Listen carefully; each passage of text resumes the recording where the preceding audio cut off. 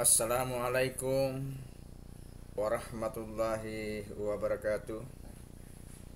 Syukur alhamdulillah kita panjatkan kepada Allah Subhanahu wa taala, di mana pada pagi yang berbahagia ini kita bertemu kembali untuk mengikuti pembelajaran pendidikan agama Islam kelas 3. Anak-anakku sekalian, sebelum kita memasuki materi pelajaran hari ini, maka saya akan mengajak untuk membaca doa belajar, sehingga apa yang kita pelajari hari ini mendapatkan berkah dari Allah Subhanahu wa taala. Doa dimulai. A'udzu billahi minasyaitonir rajim. Bismillahirrahmanirrahim. Rabbi sidni ilman warzuqni fahman. Ya Allah, tambahkanlah ilmuku dan berilah kami pemahaman. Amin ya rabbal alamin.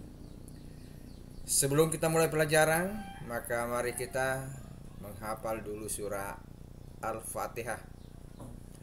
A'udzu billahi minasyaitonir rajim. Bismillahirrahmanirrahim. Alhamdulillahi rabbil alamin. Ar-Rahmanir-Rahim. Maliki yaumiddin. Iyyaka na'budu wa iyyaka nasta'in. Ihdinas siratal mustaqim. Siratal ladzina an'amta 'alaihim ghairil maghdubi 'alaihim waladdallin. Amin. Membaca surah-surah pendek itu, apalagi surah Al-Fatihah, dibaca setiap kita sholat, maka itu harus dibaca. Tidak sah salatnya orang kalau tidak membaca surah Al-Fatihah. Saya kira anak-anakku sekalian sudah hafal semua ini surah Al-Fatihah. Pada pertemuan yang lalu kita sudah membahas tentang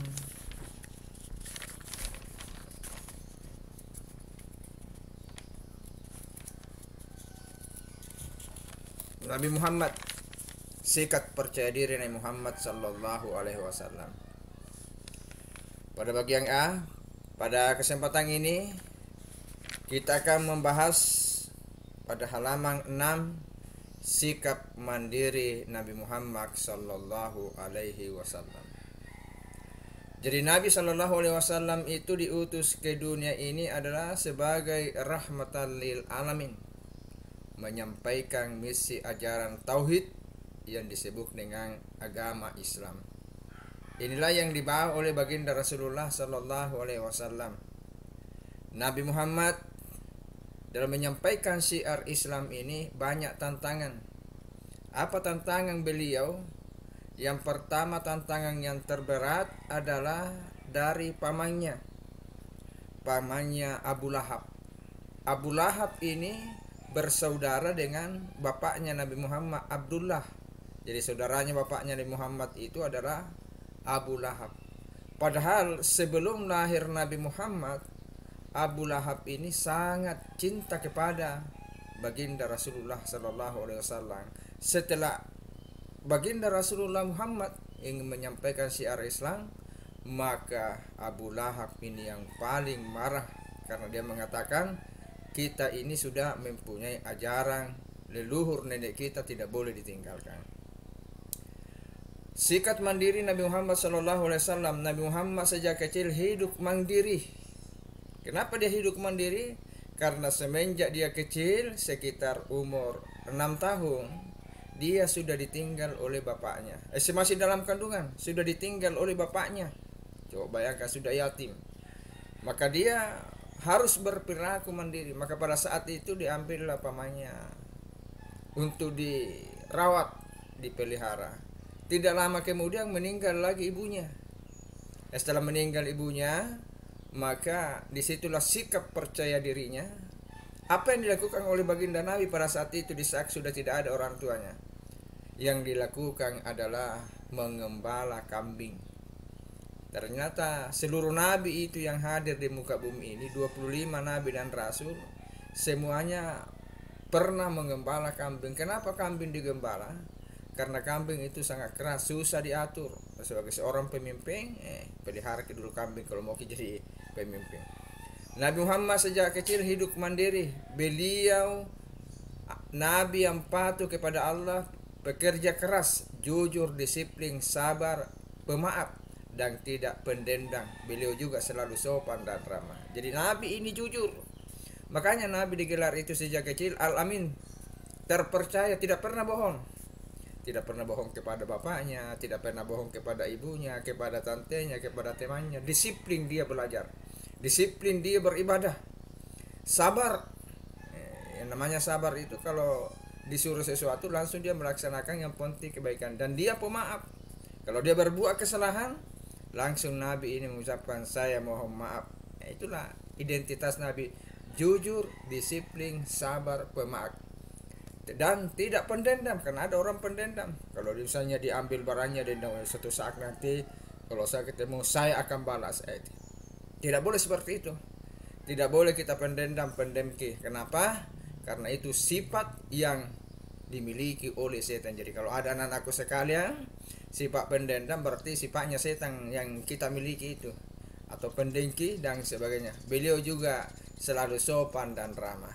Di setiap bertutur kata kepada orang selalu ramah. Misalnya kalau kita jalan kaki, ada orang kita menegur, jangan kita sambil berjalan sambil bicara, harus berdiri dulu baru bicara orang itu.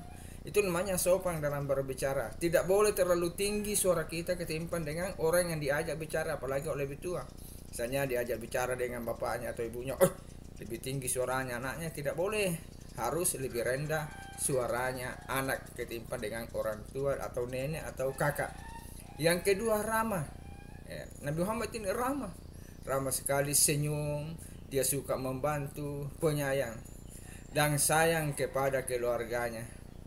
Jadi Nabi Muhammad ini sangat cinta dan sayang kepada keluarganya, luar biasa.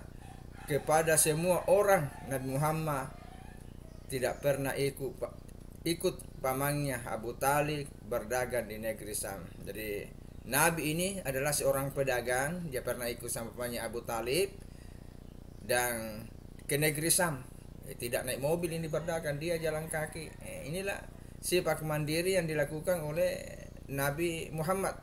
Dia mandiri. Coba sekarang ada karena anaknya sekarang jadi pedagang. Paling kalau ada ya pedagang-pedagang di lampu merah, masih lumayan. Kita ini bersyukur kita punya orang tua, punya pekerjaan, punya penghasilan yang baik, tidak setengah mati kita mencari uang kita di baik. Tinggal kita ini anak-anakku sekalian belajar dengan baik, salat, mengaji, menghargai orang tua, menghormati orang tua, sehingga kamu nanti menjadi anak yang saleh dan salehah. Buktikan dalam kehidupan sehari-hari supaya kehidupan kita ini berberkah seperti yang dilakukan oleh baginda Rasulullah SAW. Jujur. Kalau sejak dini kamu jujur, otomatis sampai dewasa, sampai nenek-nenek, sampai tua nanti kamu akan jujur. Kalau sejak dini kamu ramah dan sopan kepada orang lain, insya Allah akan terbawa nanti sampai besar. Oleh karena itu, mari sikap mandiri ini, misalnya apa contohnya mandiri? Mencuci baju sendiri, ambil piring sendiri, ambil air minum sendiri, apalagi banyak, menjemur baju sendiri, mencuci piring sendiri dan sebagainya. Itu namanya mandiri. Ini jangan kalau mau makan, Bu, Pak, kasih ke makanan, kasih ke piring mau ke makan. Kalau tidak kasih marah-marah. Tidak boleh begitu. Nabi itu mandirinya, coba bayangkan dia bersama pamannya pergi berdagang di negeri Sam hanya untuk memenuhi kebutuhan dirinya. Oleh karena itu anak-anakku sekalian, perbuatan sikap mandiri ini tunjukkan kepada kedua orang tua, kepada neneknya, kepada sahabatnya bahwa saya mampu. Misalnya ada sesuatu yang dikerjakan, harus Jangan disuruh orang tua, ambilkan ke bukuku, ambilkan ke HP-ku, ambilkan ke bantalku. Misalnya sudah tidur, bersihkan sendiri tempat tidurnya. Itu namanya mandiri. Bersihkan kamarnya, bersihkan lemarinya. Ini baru anak yang namanya mandiri. Kalau belum mampu itu berarti tidak mandiri. Oleh karena itu anak-anakku sekalian, inilah merupakan pesan-pesan singkat. Mudah-mudahan anak-anakku sekalian ini yang kelas 3 semuanya mandiri, tidak dibantu lagi orang tua. Coba bayangkan, saking cintanya orang tua kepada anak, apa yang dia mau? Mau beli kuota internet, dibelikan. Kenapa dibelikan? Sayang. Mau minta baju baru, dibelikan. Kenapa dia? Sayang. Mau dibelikan makanan, dibelikan. Kenapa dia? Karena sayang. Sayangnya orang tua kepada anak itu tidak bisa dibayar dengan uang. Saking sayangnya apapun yang dilakukan anak. Oleh karena itu sebagai seorang anak, mari kita berbakti kepada kedua orang tua sehingga dalam kehidupan kita ini mempunyai berkah dan berhasil nanti di masa-masa yang akan datang. Sekira tugas nanti saya akan tulis lewat dengan grup WA ini dan dijawab. Tidak banyak, paling 1 nomor atau 2 nomor saya kasih. Jangan terlalu banyak karena repot. Kalau banyak setengah mati juga kamu mencari jawabannya. Anak-anakku sekalian, inilah pesan-pesan singkat dari saya. Mudah-mudahan bermanfaat. Kita tutup dengan membaca hamdalah alhamdulillahirabbil alamin. Sekian, assalamualaikum warahmatullahi wabarakatuh. Sampai jumpa pada pertemuan selanjutnya.